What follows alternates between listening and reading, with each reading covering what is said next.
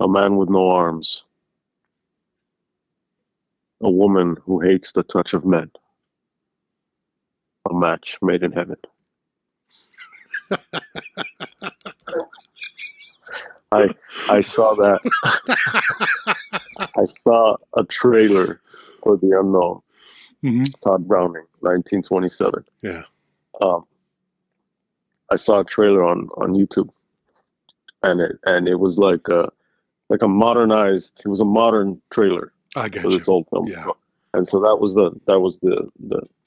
the caption, and it says that a man with no arms, a woman who hates the touch of men, a match made in heaven, and then there's a beat, and then it says a match made in heaven, right? Not So quite that's as what we're good talking as Before Christ After Fellini, but one of the better ones. about. One of the best ones. um, well, let's just get right into it. This is a film that has this is a film that has sat in the darkness of my mind and my collection for many years.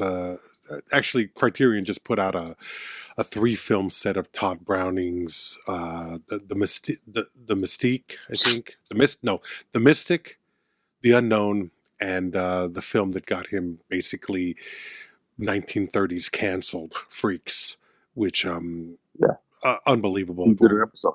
Yeah, I did. I had gone to see it on a double bill with David Lynch's The Elephant Man, which would seem to be a very opportunistic and insensitive pairing. But when you watch both films, you see how they play into each other.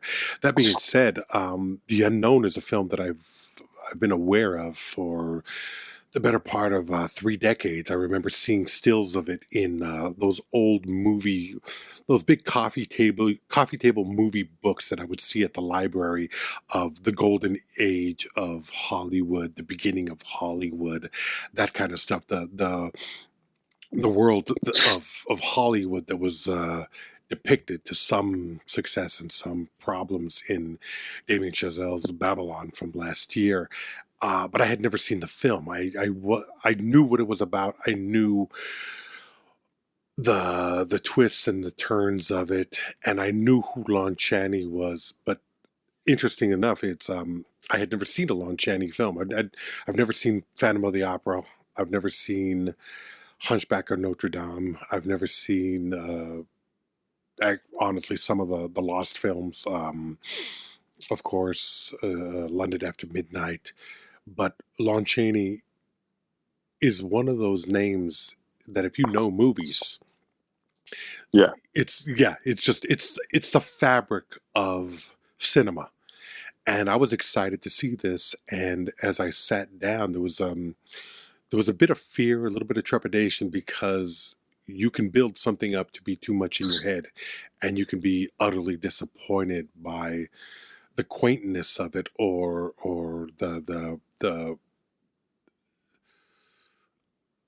the falling, the shortfall of what the film is. That was not the case with this. I was enthralled.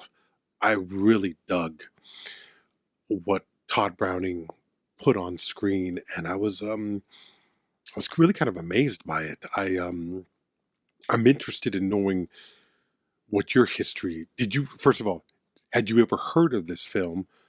Did you know that it existed? And what was your take on the initial recommendation for it? I'd heard of it. It might be in. I have this fucking long ago. I've taken a couple film classes, Hmm. and one of the we had this, like not quite like the coffee table style like you're talking about, but smaller, like smaller textbook, paperback textbook. Uh, Yes, I think you've it mentioned might be this. Yeah. it might be one of those, like one of the stills might be in there where it kind of just goes through. It's just an overview type of thing, um, like a survey of film history or whatever. And so I think this is probably one of the ones that is in there. But I think about, like, I've seen. the Phantom of the Opera, Mm-hmm. and that's classic. That mask that, Yeah. and then without them, and then the mask that's the not mask or whatever. Mm-hmm. There's that classic. There's the character in, I think it's London After Midnight with the top hat. Mm-hmm. That's another classic image that's like, okay, like you think of these silent horror films, and it's one of those faces that comes to mind. And even if you haven't seen the film or you don't even know what I'm talking about, like, you can play those reels of your own in your head. And if you were to see some of these images, you'd say, "Oh yeah, I've seen that somewhere."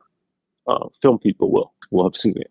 And then Tod Browning, like, it's fucking Dracula. I mean, it's 1931, and Freaks, and I knew about Tod Browning and like circus stuff. Mm-hmm.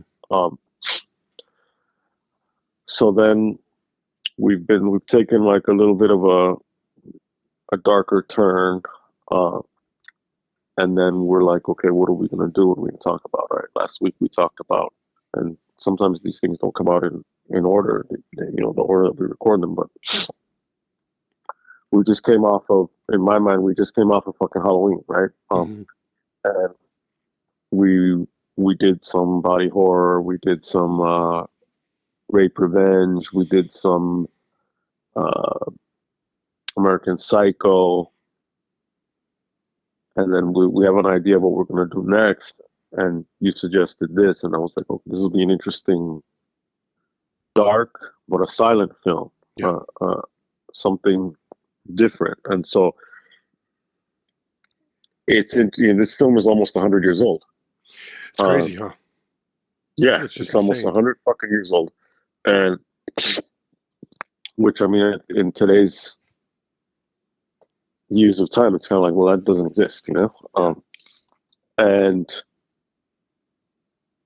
yet, it's one of those things that's, that they call timeless. It's very modern. It feels the story is like, people are like that. People are people, and so it's this story full of. It's very simple, but it moves quickly, and there are constantly these little twists that don't feel M. Night Shyamalan. It's just kind of like, oh, this guy, Alonzo the Armless, is into this chick who's a fucking Joan Crawford before fucking, like, you think of her as Joan Crawford, which was crazy to me. Yeah, it's kind of hard to recognize her in this film as the Joan Yeah, Crawford she would become. Yeah, because she's not there yet. Yeah. I think she was like 19 in this movie, which already seems kind of weird because she looks older, but it's a hard thing to get to wrap your head around, especially when you see something of this sort, films from this era, Yeah, so it was cool because it was just kind of like it was almost like a form of like film tourism. Mm-hmm. It's just kind of like, even in a different way than you watch, if you go back and watch Universal Horror, we're still watching sound. Yeah. Or even if, like, for example, we're on the horizon soon, or the sun going down on the horizon soon is Nosferatu, the latest version of it. And so Nosferatu is one it's probably the silent film that I've seen the most. Okay. That one and Caligari are the ones that I've seen like more than once. You know what I mean? Like, I guess that's how you say what's the most, right? Yeah. Because I'm not a silent film fucking person. I'm not a silent film buff. It takes some adjustment. That's the problem with silent films. It's our problem is that you really have to adjust yourself to the viewing experience because it takes more concentration.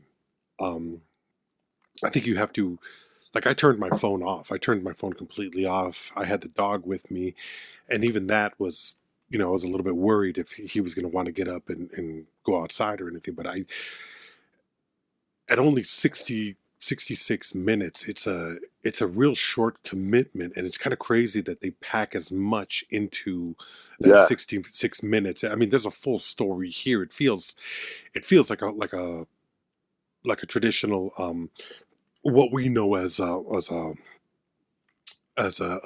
theatrical experience, where it's like it's an AMC, it's a Regal movie where you would go in and you're just taken aback. And I was really surprised at how little adjustment it took for me to really get into the movie. This was not like I think at this point I adjust to silent films a lot better than I did when I was younger. But this is not one of those situations where, at least it wasn't for me, where I wish there had been sound.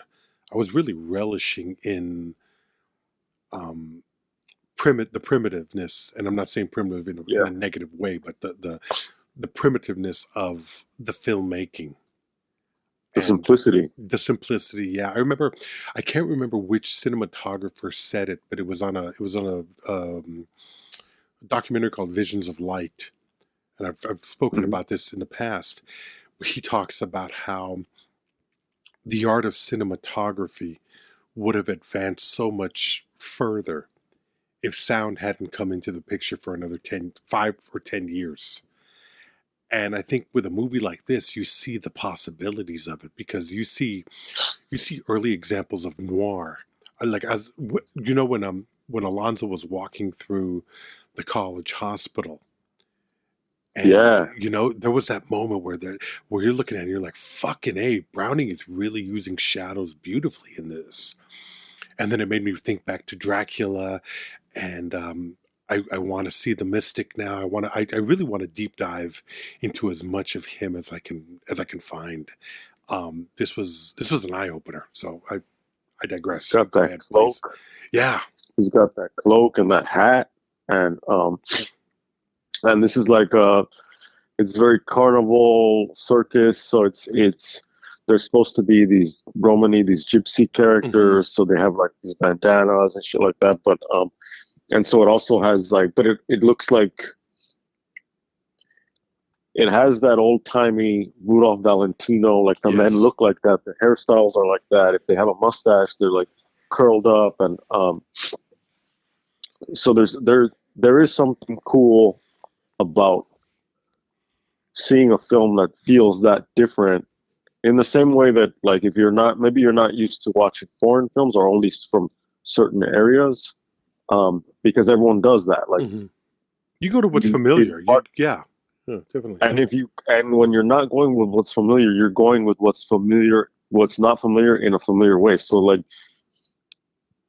it's kind of like food. It's like people are gonna say, well, I like what's supposedly some kind of like international cuisine. They're gonna say, oh, I like Japanese food, and it's usually like with a lot of people, I feel like it's the same ones. Yeah.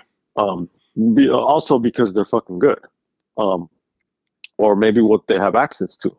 Well, I think you're gonna find Chinese food everywhere. Yeah. You're gonna find Mexican food everywhere. Well, it's like, I think the easiest way is to, being Mexican is like, everybody imagines that it's tacos and burritos, and that's basically it. But it's crazy, and I'm almost ashamed to admit this. Bourdain was the first one that actually made me take notice of mole, and to understand the intricacies and the way he spoke passionately about the different recipes. I was watching him do I don't know if it was No Reservations or one of the other shows that he did, where he was deep in Mexico in a small village, and he was talking about this woman who was, maybe you had seen it, where she was cooking mole, and it had like 63 ingredients to it, and it takes 2 weeks to make. And I marvel at that, because it's like, there's, it just lets you know, food, recipes, filmmaking, there's more to it than you could even imagine. And there's a respect that it deserves because of that. The passion that somebody has to make it right and to get it to the point of perfection, which by all accounts Tod Browning was a difficult director in that sense of getting it right, somewhat of a tyrant on sets. But when you see what he achieved, guys like Browning, F.W. Murnau, Borzag, there's a reason that 100 years later we're still talking about these images. We're still talking about sometimes films that don't even exist, but stills that grab our attention, because there's, for a film nerd like myself, there's still hope at 50 years old that I'm going to live long enough that somebody will find a print of London After Midnight. And it's just it's the thing that film nerds dream of, and hope Holy for. Grail. Yeah, it's absolutely it keeps us in the game. Well, it's like it's to go back to that food metaphor. It's kind of like it's different than, it's like watching the Spanish. Well, now I'm going out of the food metaphor, but I'll come back into it. It's like watching the Spanish language Dracula. Yeah. It's like people, maybe they go and they see Bela Lugosi, but now to see the Spanish language one, it's like, whoa, what the fuck? This is it's familiar, but it's different. Or to go to the food thing, it's like, well, go to a restaurant that's some kind of international food that is outside of the international foods that you eat on a regular basis, or on however often you do or don't do or whatever. It's old, this thing, almost 100 years old, but it's very new because it's different, and it feels very, you can see the way that they're doing the storytelling, and it's cool to see that, because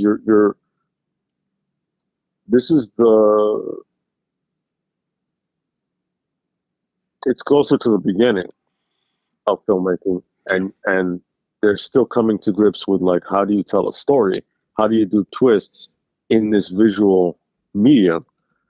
And on top of that, not only are you telling the story, but how do you have style? How do you add mystery separate from the music, but just visually? Those gauzy effects whenever Joan Crawford is on the screen, that you can, like, see the texture on the screen. You can see the fabric, whatever it is that they're doing, whether it's gauze or whatever they're shooting through, that makes it look. Oh yeah, that was like cheesecloth. I think that was cheesecloth. It just looks like this is interesting, is it looks like you want to just touch the image because the image has texture. But it's a story about someone who isn't supposed to have hands, who wants to touch this woman. He wants to hold this woman that he's, like, at best in love with, at worst infatuated with, well, at worst obsessed with. Yeah. And so there's this gauzy effect, which also feels like there's a barrier between you, the viewer, and this image, this object, this love object, this object of affection, because at that point, that's what she is to him. And it's the story of this guy who doesn't have arms, who's in love with this woman who has a phobia of men's hands. And there's a strong man in the troupe who's into this woman. And obviously he's a strong man, so it's about using his arms, using his hands, using his body. And she's like, get your fucking hands away from me. But then, I don't know if like I almost don't want to, because usually it's just kind of like, look, we're going to talk about the whole fucking movie. We're going to do this. Mm-hmm. But at the same time, this is so like, this is such an out there film that it's kind of like, I don't want to spoil it. I mean, I probably will spoil it, but it's like, I don't want to. Well, Because all we can do really now is like let people know that, as always with it's what we 100 years do, old. yeah, it's 100 years. As always with what we do, to break down the film and understand it the way that we want to, we have to talk about every aspect of the film, and that means discussing the plot twists, the surprises, the a lot of that. So if you haven't seen it, as with everything that we do, we love I love the fact that we pique interest, we give somebody an idea of what's out there and what they can look forward to. But you really should see the movies before you listen to any conversation that we're about to have, because we have to talk about, in order to really understand the film and describe what we love about a film or what we dislike about a film. You have to talk about the challenges in the storytelling, and this is one that really dives deep into obsession and storytelling surprises. So I think it's a very layered film with a lot of intricate and difficult factors that make it it's, I don't know about you, but there were a couple of moments where I was kind of like, I was creeped out. I was a little bit uncomfortable at what I was seeing, but it excited me even more that I was seeing something, especially at a time where I don't think this was really as acceptable. I mean, granted, it's before the Hays Code, but there were elements here that I thought were like, wow, I really do wonder how an audience in 1927 would have reacted to this film. Yeah, I mean, like before even getting into that, there is the caveat coming from me. It's kind of like, there's also an understanding that it's like, if motherfuckers had to watch every fucking movie before they listen to the episode, they'd never listen to shit. That's a good point. Yeah, but so just fucking listen. And so watch the film in your head while we fucking talk about it.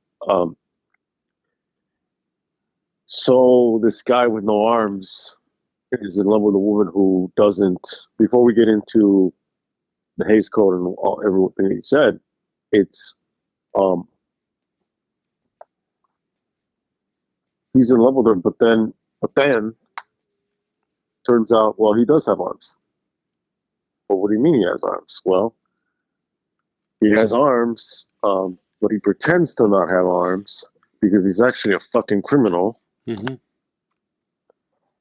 This lovable guy who looks at this woman so tenderly is a fucking criminal who on one hand has two thumbs, or like a double thumb. It's like split. And he commits all these crimes, but his alibi basically is that, well, couldn't have been me because I don't have arms. And he works in this circus as an armless man, but he hides it. How does he hide it? He wraps his arms tightly behind his back. He has a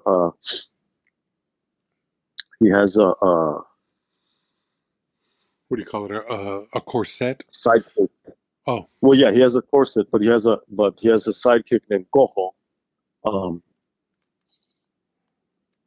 meaning one who has a limp. This little person sidekick who wraps him. And as the story progresses, he finds out that the strong man is in love with this woman as well, Joan Crawford. He sabotages that guy. He's like, take her in your arms, like show her that you love her or whatever. And she's freaked out by his fucking hands. She's like, get the fuck away from me. And her dad owns the whole the circus, the troupe. He's the boss. He's abusive. Well, he gets rescued by the strong man. He gets accosted by the dad. He fucking kills the dad. She sees through the window, but she only sees partially. So she only sees like this, like kind of over his shoulder type of thing, and doesn't think it's him because this person who's choking her dad out has arms to do that, right? But she sees the because thumb. he's not choking her out with the feet. Yeah. She sees the thumb.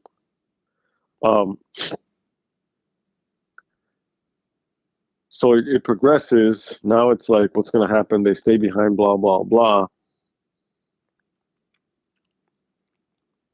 He decides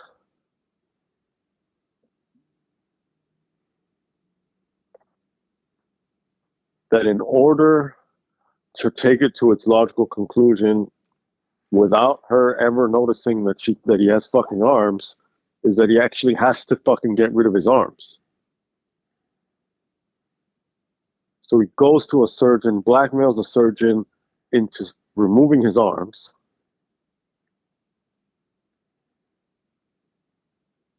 It's so fucking out there that it almost sounds real, because it's like, oh, you can't make this up, but the shit is made up.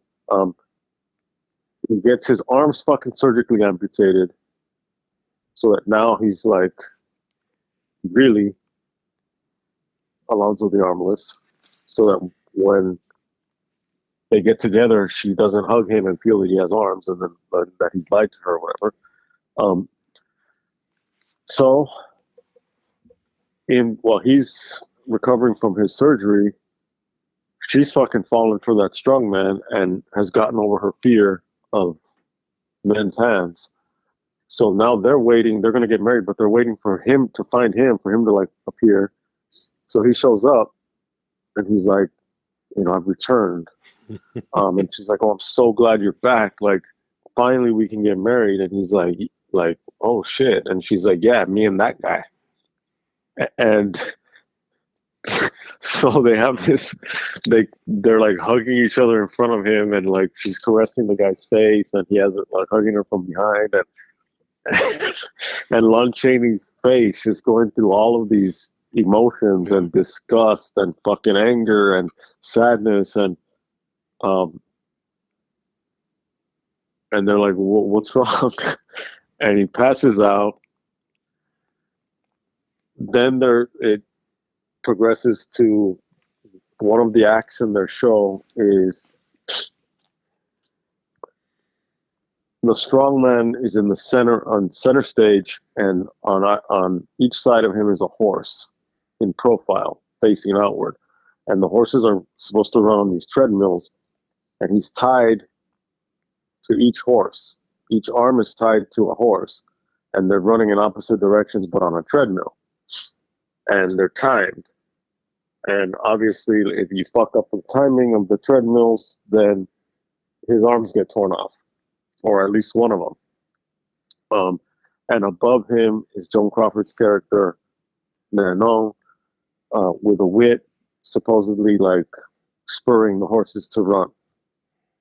And so, of course, Alonzo, this lovable, innocent Alonzo, is like, I know just the thing. So he fucking, he distracts the stagehand, pushes on the lever so that one of the fucking treadmill stops. So now the strongman his arm is getting pulled, and Joan Crawford's character runs down. She gets in the way of the horse that's now continuing to run. This asshole fucking gets it, knocks her aside to get in the way to save her, and he's fucking trampled and stomped to death by the fucking horse. And so it ends. That's the end of the fucking movie. his hatred ends in death, or whatever the caption said, the title card. And Joan Crawford's character marries or lives happily ever after with the strong man, and Alonzo dies, saving her after he basically tried to, at most, kill the strong man, and at the very least have his arms fucking torn out. And so it's just a lovely little fucking 1927 film, love story about Alonzo, not the harmless, but the armless. It's dark as fuck, and it's going back to what you said about Hays Code and all that. It's kind of like, yeah, like people. I can imagine that people in 1927 would be watching this and saying like, "Oh my fucking god!" Yeah. Like, what the fuck? And for every turn, every twist, because people are still figuring out what cinema is doing at this point. People are still learning to understand the way that movies work. And, you know, this is before the big fucking leap into sound. So this is a different kind of story. And it's set up for you to think that Lon Chaney is just like, he's just one of those sad characters that it's kind of like, oh, that's fucked up. Like, he's into that chick, but she's not into him. Like, she's just not into you, you know? Yeah. And she's not. I mean, he's the friend. This is the kind of like manosphere, pickup artist, red pill seduction shit, where the dynamic that they'll pick up on, that they'll say, well, he's a simp. Yeah. He's the cuck. He's a liberal, you know.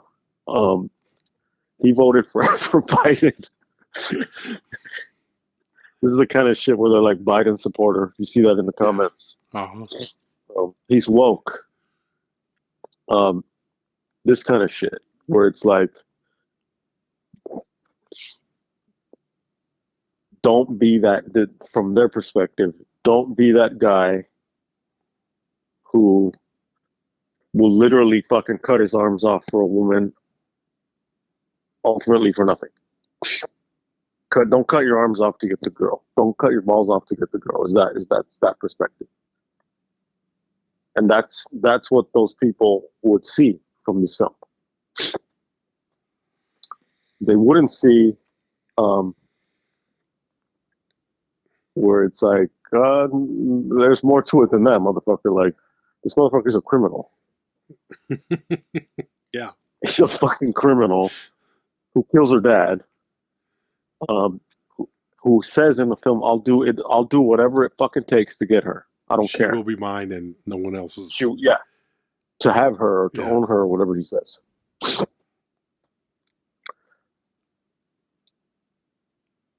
So it's beyond just like the incel guy reacting to rejection. This guy's actively plotting throughout the whole film. He's actively plotting, and of course, for every action, there's a fucking reaction, and so then he has to go and fucking adjust, because that's how stories work. And so ultimately, his own fucking plot leads to his death, and he gets what he fucking deserves. But it's fucked up, but in a good way, to see that process of like, you see him in a whole different light, and it gradually gets worse and worse and worse, and you're invested, because it's just kind of like, it is one of those good plots where it's like, so then guess what? And then the person goes, well, what? And then he's like, well, then he fucking naturally he decided to cut his actually cut his fucking arms off. And it's like, what? Yeah, he cut his fucking arms off. He went to the surgeon, and he already had shit on the surgeon, so he blackmails that guy. It keeps getting worse and worse and crazier and more bizarre. And so if you were to tell this story out of context, and you're like, you just tell the story, and then you're like, it's a movie. This is a movie that I'm describing. And the person says, what fucking movie is that? When did that shit come out? Oh, it's been a while. Really? Yeah, it's a silent film. What? I ain't got time for that shit. That's what they're saying. The second you said no sound, fuck that. Black and white, no sound. Fuck that. So like, what's a silent film? What do you mean a silent film? Yeah. What do you mean it's old?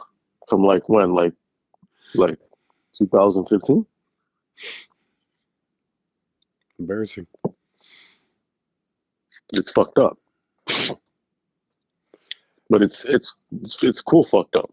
Well, I think I think that's one of the things where the uncomfortability, the discomfort that you have in watching the film is you start looking at nothing to this extreme, but you do start looking at your obsessions. You start looking at obsessions that you have seen in other people around you, and people who have become overwhelmed by their desire for a thing. So at 50, watching this movie, it seems very much a realistic thing, an exaggerated realistic thing. But if you live long enough, and if you watch the news, that fucking nightmare scenario,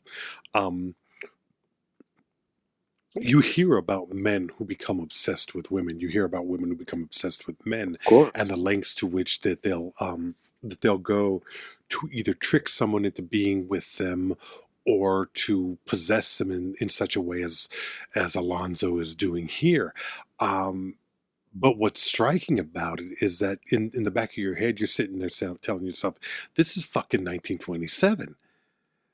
This idea of the good old days, this idea of a great America that was finding itself, you start to realize, especially with horror films, which have always been a commentary on the times in which they're made, you start to realize that there has never been a good old days. There has never been such thing as making America great again, because America was never that place, that idyllic place. I watched this, I think back to, what's that crazy fucking Sam Fuller film that we watched with the kids singing and the pedophile? Do you remember that film? The kids singing and the pedophile.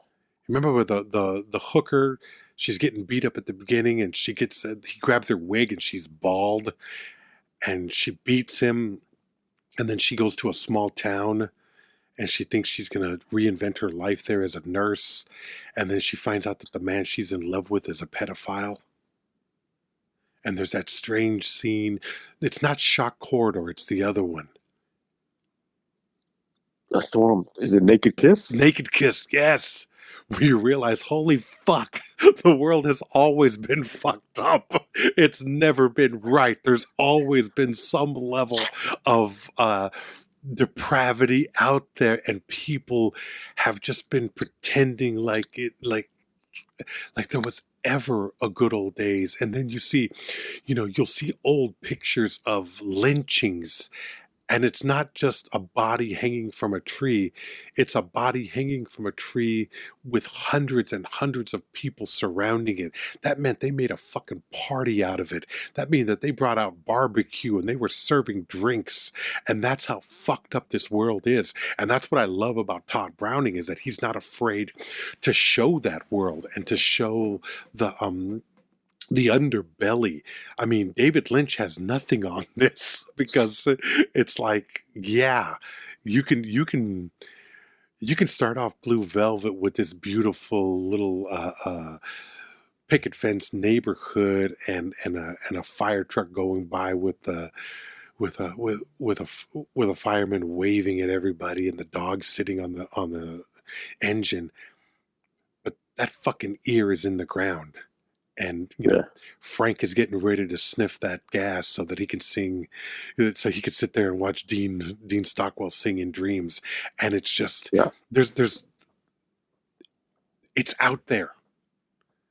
And it is exaggerated for the purpose of drama and narrative. But then you see on the news some, a black man with one tooth talking about a little white girl comes running up to me, and that's crazy. You know that something's wrong in this situation, And you're like, wow, this is a fucked up world. And the context of that story that you're telling is fucking that asshole had fucking women in his he had a fucking dungeon. The guy who's on the news basically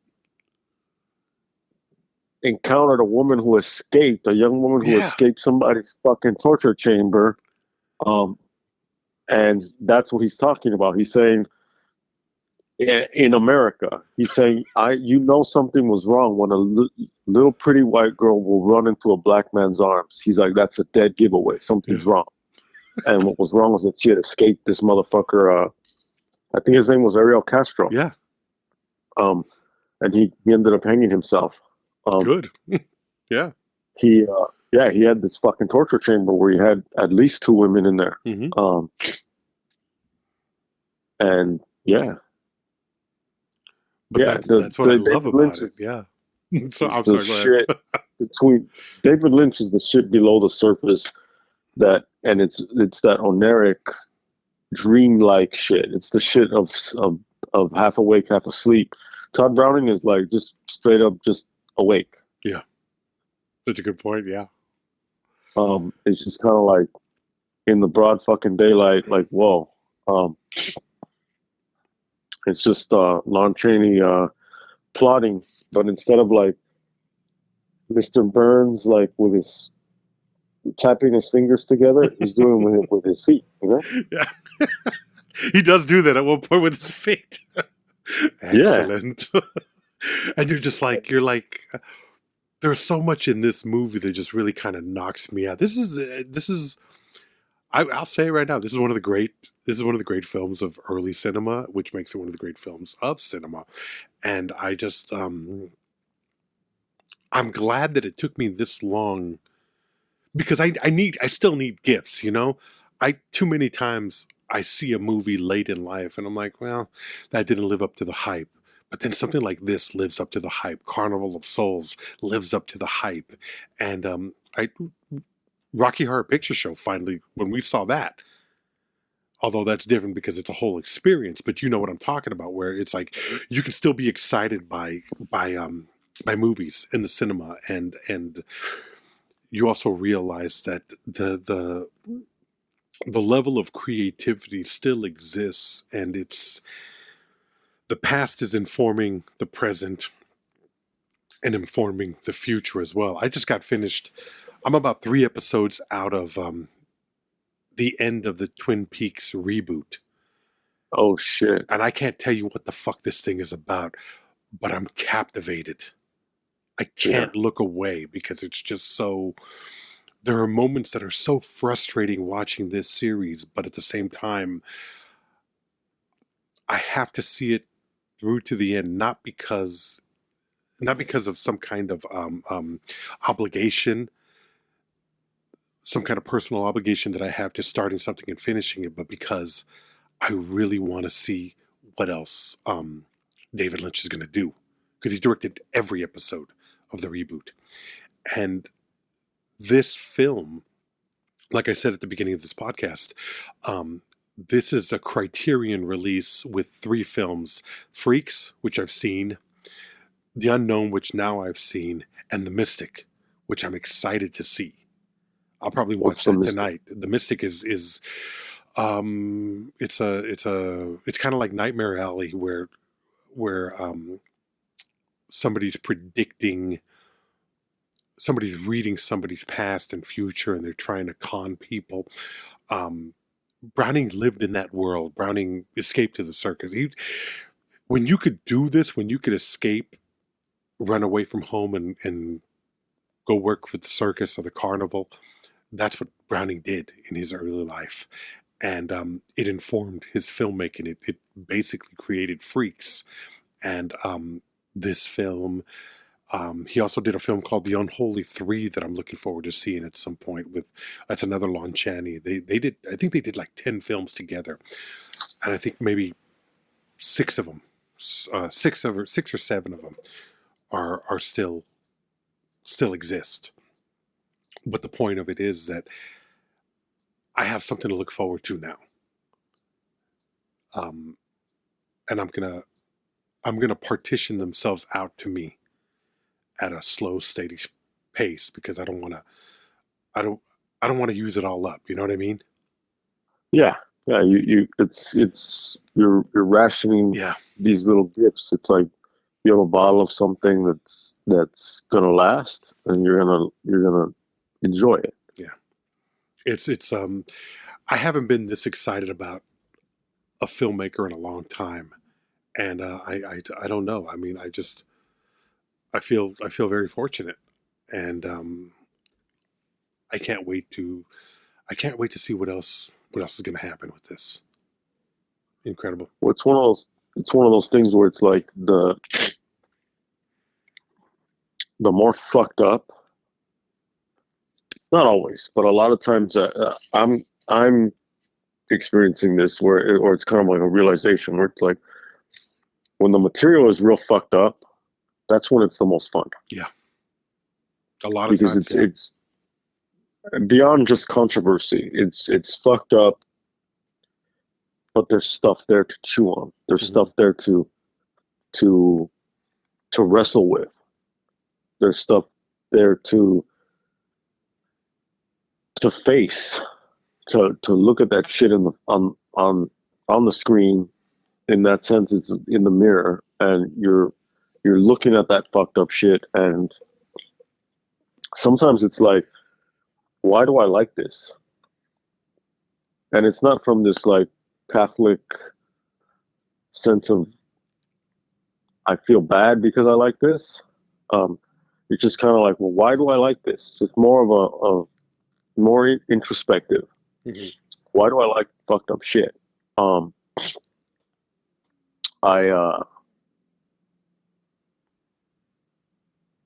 I ordered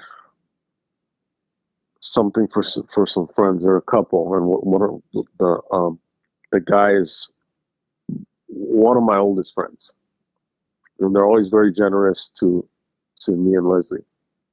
And so, as a matter of fact, it's now this time of the year, and I actually have to send a little something to you pretty soon. But I got a DVD of Faces of Death Volume 4, which is one of the ones that we used to rent all the fucking time. And so I got that, and then I got her. She's a trained chef, so I got her this cannibal serial killer cookbook.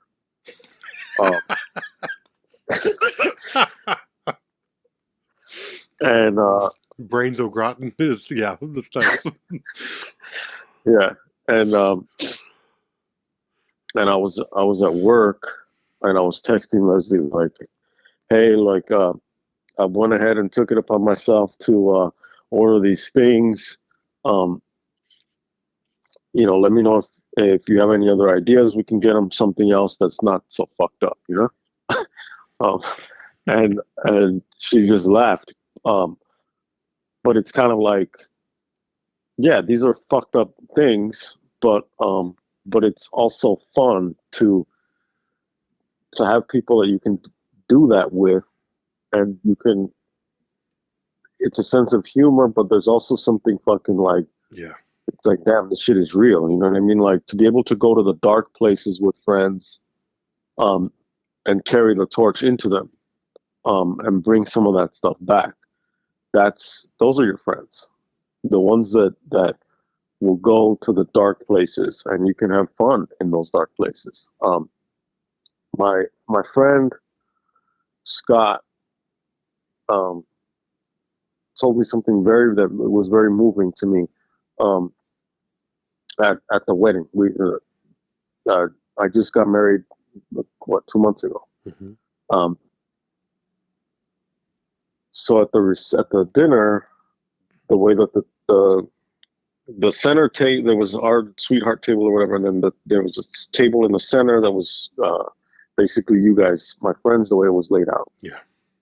And closest to us on this side was my friend Sal and my friend Scott. And my friend Scott, he was telling Leslie, he was like, and I'd forgotten this because Scott is that person that remembers everything that I forgot, which is kind of scary for me. But if I'm ever on the witness stand, I can say I actually did forget. But that's neither here nor there. Yeah, well, set it up. So, he was talking about that I had this party at Chuck E. Cheese. And then we're talking about we're fucking small. We're kids. Yeah, you'd have to be for that, yeah.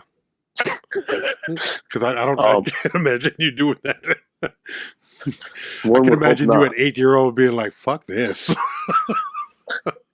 Yeah, I must have been like, I was probably like 6 or 7. Yeah. And he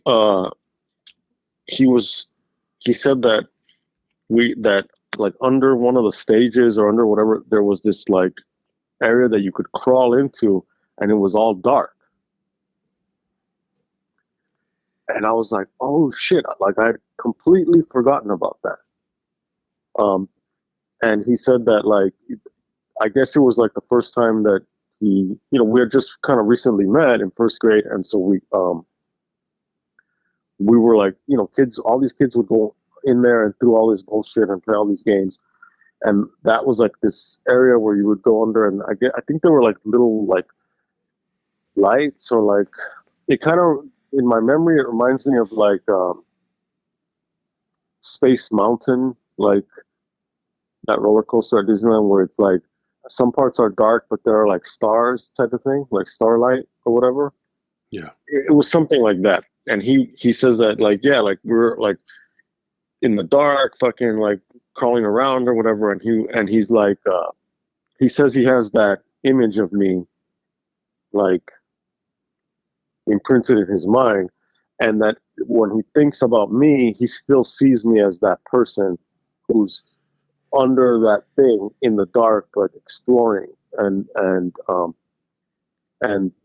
whether it's like theater stuff I've done or whatever, it's kind of like.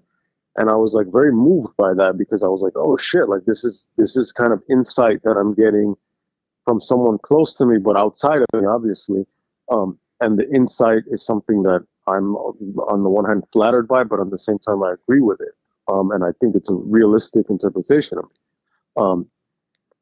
And so like that whole conversation and that whole topic is kind of like, to be able to do that in film, where you're basically in the dark when you're watching a film, as it should be seen. You're in the dark in this, like, if you think of a theater as this kind of like underground cave or whatever, you're in there experiencing all of these things, exploring. Obviously there's light coming off of the projector onto the fucking thing, whatever, like towards you, whatever. But you're in the dark exploring. And for that period of time, while you're watching a film, if you're with people, you're on some level with like-minded people. You're on the same frequency because you're in there together to watch this film. Regardless of what the outcome is in terms of, oh, I loved it, I hated it, whatever. Mm-hmm. It's to go into that dark place, like the literal dark place. And then if you add on these films that are more difficult, these films that do show, okay, here's the above ground version of reality, and then there's the below the surface reality. There's the ear in the grass. This is, these kind of directors, and whenever we go into those directions, it's like, that's why it's also fun, because you can really play. You can be afraid of the dark, but when you learn to play in the dark, then it takes on this other dimension. And it's powerful. It's powerful to be able to have both, where the idea of engaging in any kind of art form, but film, where you're having fun and you can have a deep experience, like you know what I mean? It's going back to the food thing, or travel, or love, or sex, or whatever. It's kind of like, those are things where you can do that. You can, or music, all the things that mean the most in life, the things that make life worth living. You can have fun, and you can also come away feeling more alive and more like, oh fuck, like this just made me feel a new thing about just my existence. This blue cheese. I had a blue cheese on a honeymoon. It was called the Blue Murder. Not the best blue cheese I've ever had, but it was pretty fucking good. And I've had like close to religious experiences with blue cheese, because blue cheese is like a sacrament to me. Yeah. And like, yeah, I've had blue cheese where I'm just like, it was worth being born just to have had this blue cheese. You know what I mean? Like, I've been there. yeah, I've been exactly and you can there. Yeah. You can have fucking films. Like, one of my friends he'll talk about a movie, and he'll be like, whatever film it is, and he's talked about that about certain ones. He says like, oh, this movie, I watch it about once every 6 months. This other movie, he says he puts it on like once a week. Leslie puts on fucking I Love Lucy at least once a day. Wow. She'll go through the whole fucking series more than twice in a year. And like, it's just part of the thing, because it's like, there's something that it's bringing something out. It's touching something. It's a weird connection when you, especially when it's something from, it's not necessarily something from your childhood, but it's definitely something that forms your persona and who you are and your outlook on life. Like I said, like I've beaten over the horse. I'm 50. When I watch Unforgiven, I watch it now differently than I did when I was 17 or 18 when it first came out. Of course. But but it has shaped a lot of my, it has shaped my imagination to the point where it's a big factor in me understanding friendship. And somebody could be really dismissive. They could sit there and say, well, Jesus Christ, it's just a fucking movie. Okay, yeah, I agree. To you, it's just a fucking movie. To me, it's more. Number one, to me, movies are more. So you and I are not going to connect on that level. But the beauty of movies are the reflection on the humanity, good and bad, in all of us. So when I see something like this, and I see that level of obsessiveness, and I admittedly have been obsessed with women, not to the degree of this, but certain pieces start to fall together a little bit. I was talking I had lunch with a friend of mine from college who lives out here, and I was talking to him because he was talking to me about podcasting, and I told him that the most personal podcast what's that? I said, not worth it. Yeah, no, not at all. But it's in him and it's got to come out, right? So, Yeah. I was talking to him about the most personal podcast that I ever did was me in the in in the Pasadena house with a bottle of Jameson, talking about 44-inch chest, Yeah. and it's like nothing that I did was comparable. Nothing that I did or experienced was directly comparable to the Ray Winstone character, but it hit a nerve Hmm. because it hit the possibilities. And in that episode, I had just come back from my college reunion, seeing people that either I did or didn't want to see, and everything. After experiencing it, watching the movie again, and turning on the mic, everything made more sense. Volumes, just far more. I understood things, and I think it's because sometimes you insulate yourself, you protect yourself in such a way that you don't want to admit what's going on in your life. And movies, extreme as they may be, they shine a light on the dark places, and we all need to go to the dark places from time to time. It helps you understand the things that bother you, the the dangers of this life. We were having that conversation. We were having a series of conversations before the mic went on about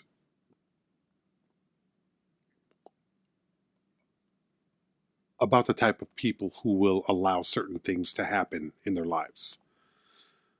I think I'm Yeah. guilty of Boundaries. that. You're guilty of that. We're all guilty of that on some degree. But it's a matter of, yeah, the boundaries. Is that what you said? The boundaries? Yeah. Boundaries. Yeah. Yeah. I think it's important to recognize that about yourself. And sometimes movies and literature help me with that understanding.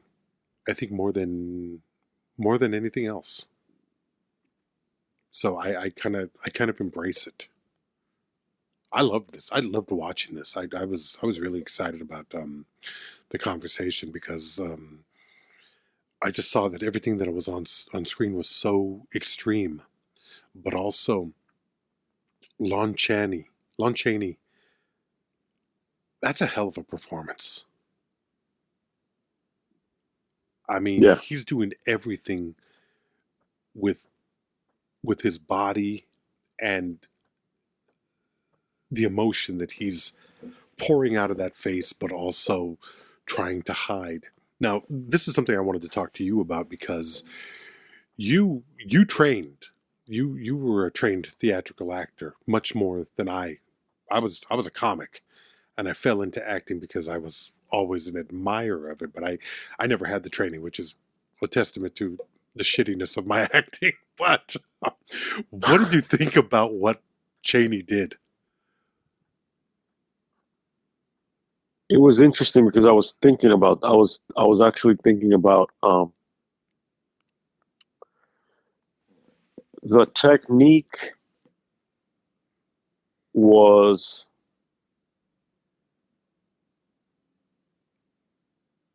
dependent on the acting technique is dependent on the medium. Um, in the beginnings of theater, if you let's go Western theater, so you go back to the Greeks. Um, there's a formal there's because in theory they say you want to go back to theater, you have to go back to religion, to ritual, right? Sure. Because ritual is theater. Any kind of ceremony is theater. And you can still, I mentioned wedding. Go to a wedding, you'll see theater. Go to a funeral, you will see theater. Look at politics, you will see theater.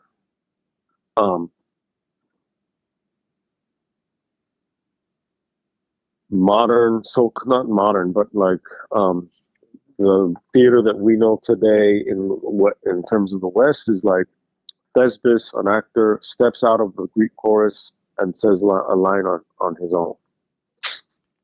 And so you have the modern thespian come out of that, because now the actors speak as individuals.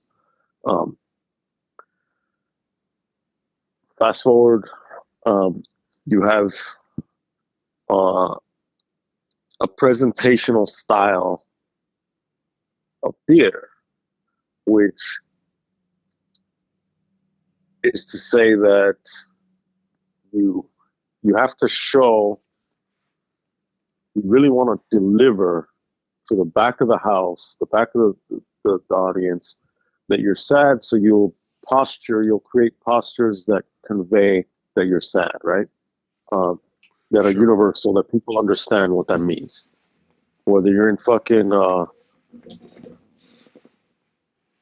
in Nagasaki or fucking Timbuktu or fucking Buenos Aires, if you smile at somebody, like we all human beings understand what that means. We understand shit. There's just stuff built into that's beyond culture that just is like a smile is a smile, right?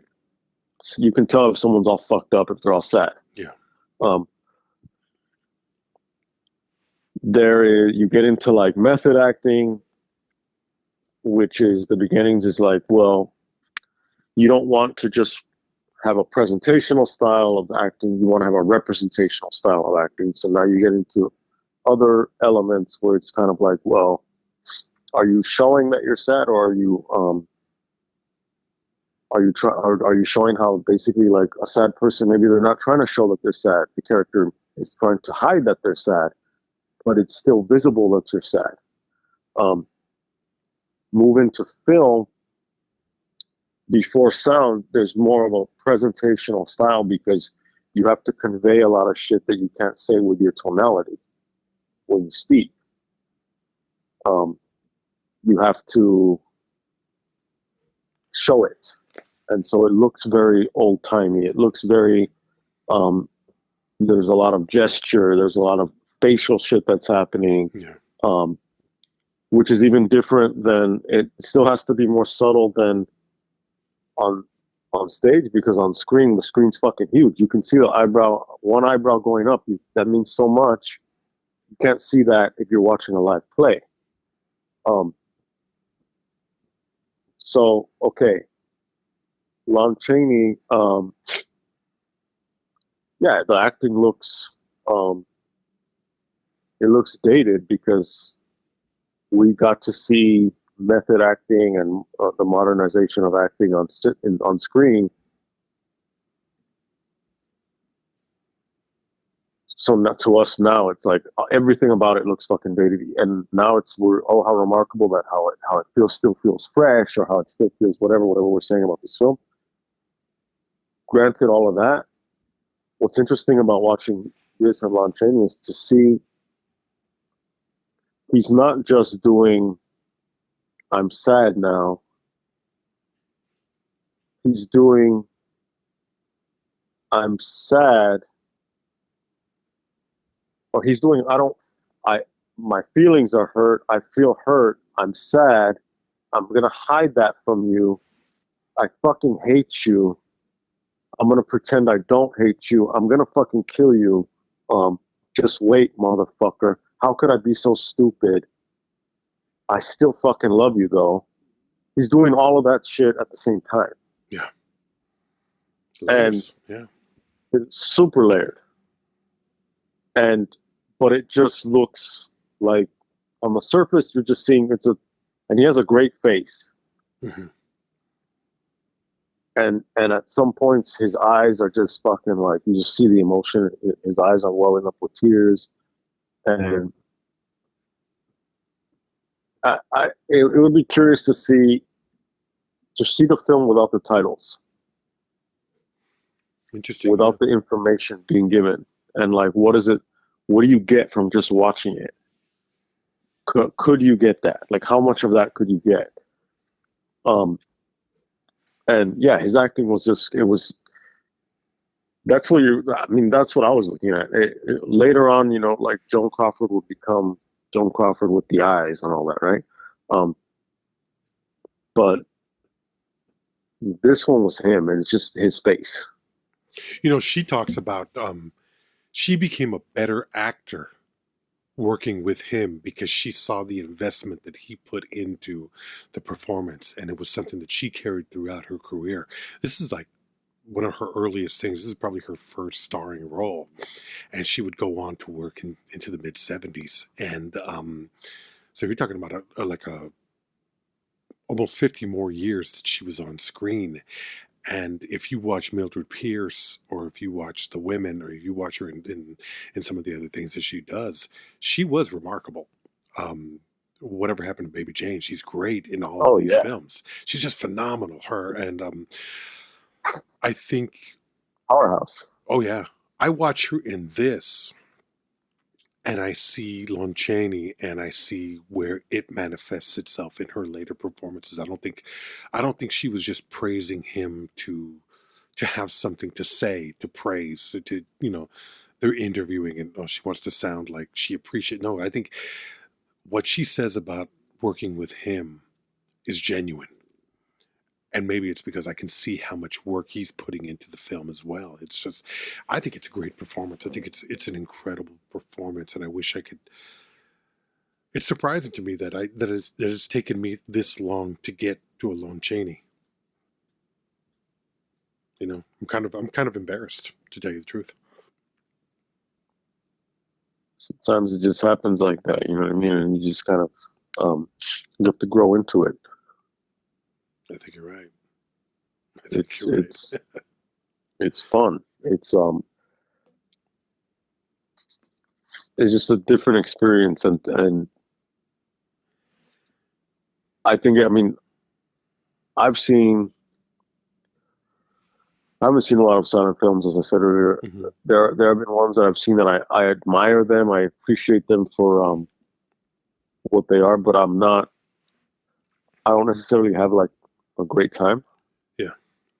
because there are art films that, like, I'm like, and we've had this argument where I'm just Hmm. like, you're that's not the point. The Yeah. point is to watch an art film, and this is for me saying that's not the point. The point is to watch an art film and fucking like whatever you're supposed to get from an art film, and get that, and that, and whatever enrichment or whatever, and to admire the creativity and blah blah blah Hmm. blah. And then to me, and I've said, look, the fun part is secondary, um, because you don't reduce it to entertainment. Um, Something like this was, um, I think it was entertaining first, and then from there you're like, oh shit, but look at the art out of it. And I don't think those things are, like, have to be mutually exclusive. Because I have a great time watching fucking David Lynch. You know what I mean? I have a great time um, with some things that are so called like more challenging or Hmm. whatever. This just happened to be something that was short, easy to watch, um, easy to follow, Hmm. easy to go on that ride. Fucking fucked up again, and also fun because it's fucked up. Um, and I laughed because I'm just kind of like, okay. Um, and then this motherfucker gets fucking stomped on the downbeat by that horse. Yeah. Um, and it's just kind of like, well, that's what you get, motherfucker. Like, Yeah.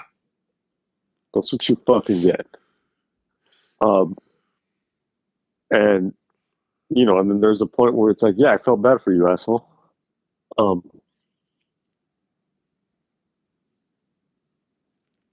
but it was fun. It was, yeah, I would recommend this film. Yeah. I think if you love film, I think if you love cinema and you value it for the art that it is, you owe it to yourself and you owe it to cinema itself to expand what you're comfortable with.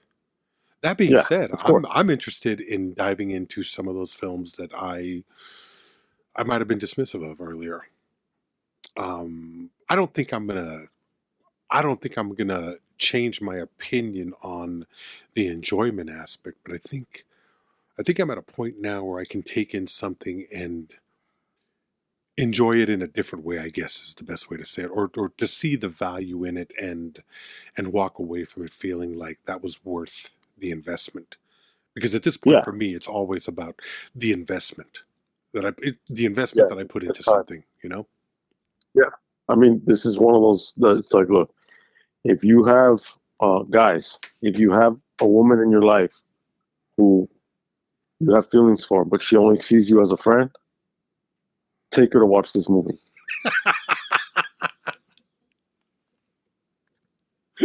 And if she likes someone else, like to make it one step even better, Yeah. take that guy too. Yeah.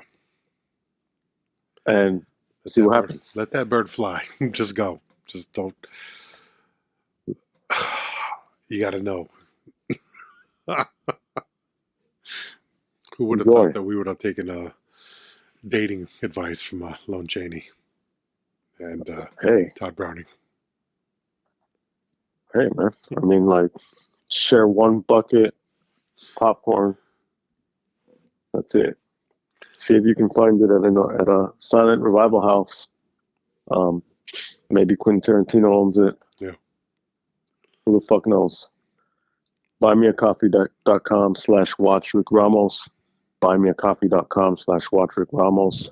You understand. See you next time. Thank you very much. Bye-bye now.